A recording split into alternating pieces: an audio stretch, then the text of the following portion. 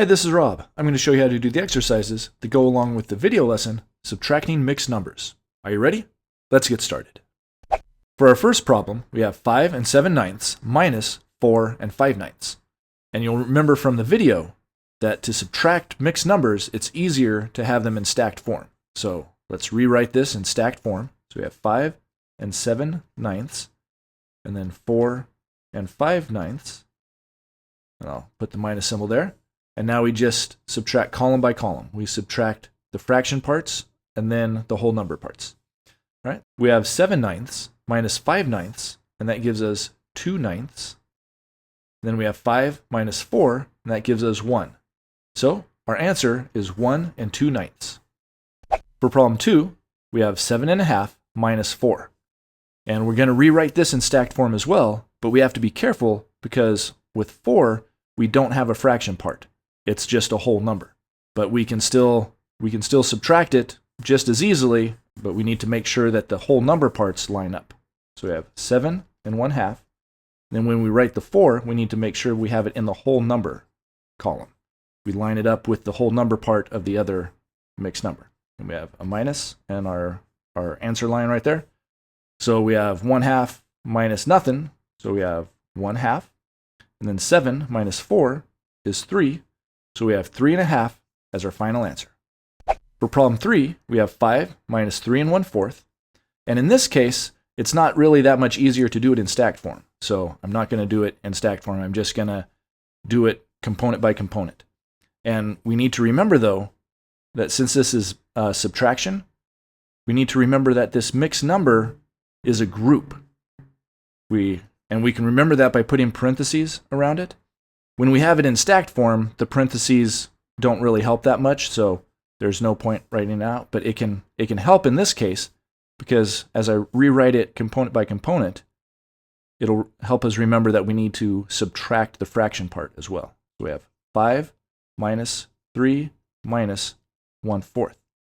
So now we subtract the whole number parts. We start here 5 minus 3, and that gives us 2. So now we have 2 minus 1/4. And to do that, we need to borrow a whole fraction out of this whole number. We can rewrite this 2 as a 1 plus a whole fraction. So it's really 1 plus 1, which is 2. But the second one we're going to write as a whole fraction, and we want it with the bottom number of 4, so it's easy to work with the 1/4. So the whole fraction will be 4/4, and then we have minus 1/4. So we have 1 plus 4/4 minus 1/4. So 4/4 minus 1/4 is 3/4. So that equals 1 plus 3/4. And of course, 1 plus a fraction, a whole number plus a fraction is a mixed number. So we can just rewrite that as 1 3/4. And that is our final answer. For problem 4, we have this here that's already in stacked form, so that's nice. That'll save us some time. We have 9 1/4 minus 2 3/4. But even though it's already in stacked form, there's an extra step we have to do, because you'll see that this fraction is smaller than this fraction. So to subtract this fraction from that, we need to make this fraction bigger by borrowing from the whole number part. We can borrow a 1 from this whole number part, which we'll add to it by making it a whole fraction. The 1 will be a whole fraction. So 9 we can rewrite as 8 plus 4/4.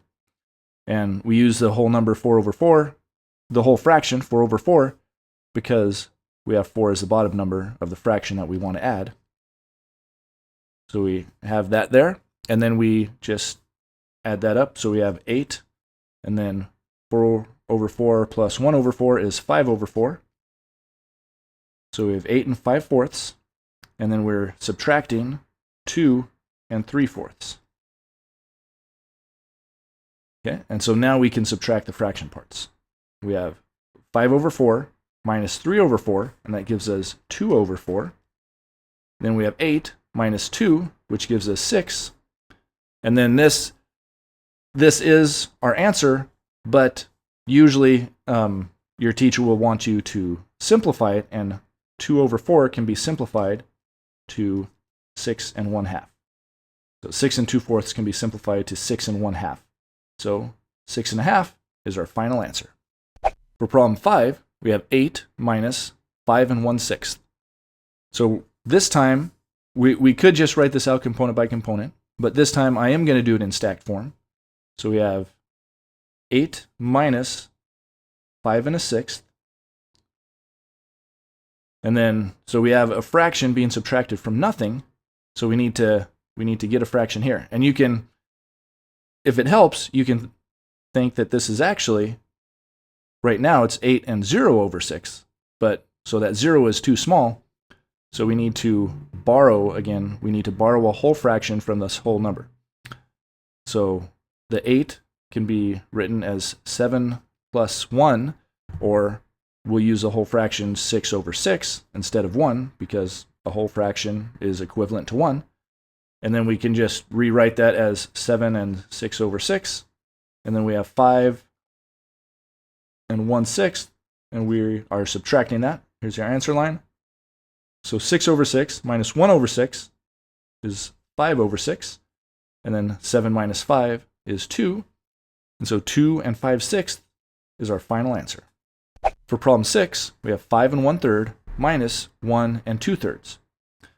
So once again, we have a fraction that is too small to subtract this fraction from. So we need to borrow a whole fraction from the 5. So we have 4 plus 3/3 plus 1/3. And so that becomes 4 4/3. And then minus 1 2/3. So now we have 4/3 minus 2/3, which is 2/3, and 4 minus 1, which is 3. So 3 2/3 is our final answer. For problem 7, we have 10 2/3 minus 3 2/9. Now in this case, we have the fraction parts that have different bottom numbers. So the first thing we need to do is to convert these into equivalent fractions that have the same bottom numbers. And luckily, we can just multiply 3 by 3 to get 9, so we only have to change this fraction. So we'll multiply this fraction by the whole fraction, 3/3. Since we're multiplying it by a whole fraction, which is 1, it doesn't change the value. That's why we're allowed to do it. It doesn't change the value of a number to multiply it by 1, and a whole fraction is 1. All right, and so that becomes 10, and then 2/3 times 3/3. We just multiply the top numbers and then multiply the bottom numbers. So 2 times 3 is 6. 3 times 3 is 9. So now we have the correct bottom number for this mixed number. So now we have minus 3 2/9. We don't have to change that one. They're the same bottom numbers now. So 6/9 minus 2/9 is 4/9.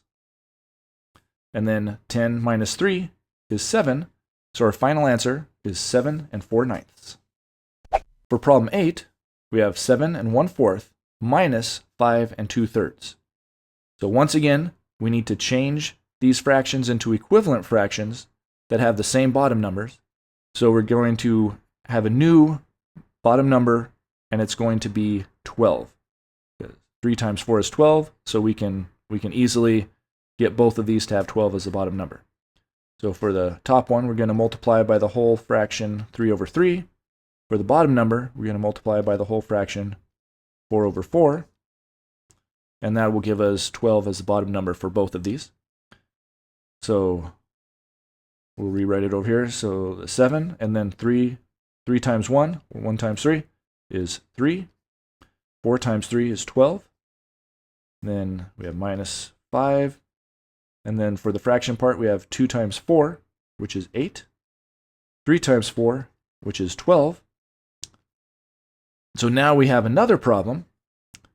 This fraction is too small to subtract this fraction from, so we need to borrow 1 from the whole number. We need to borrow 1 from the 7.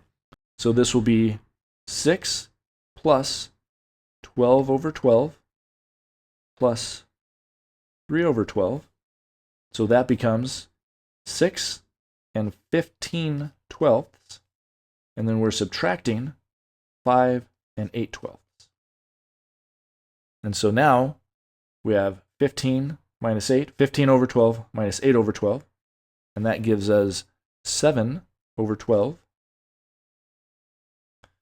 Then we have 6 minus 5, that gives us 1.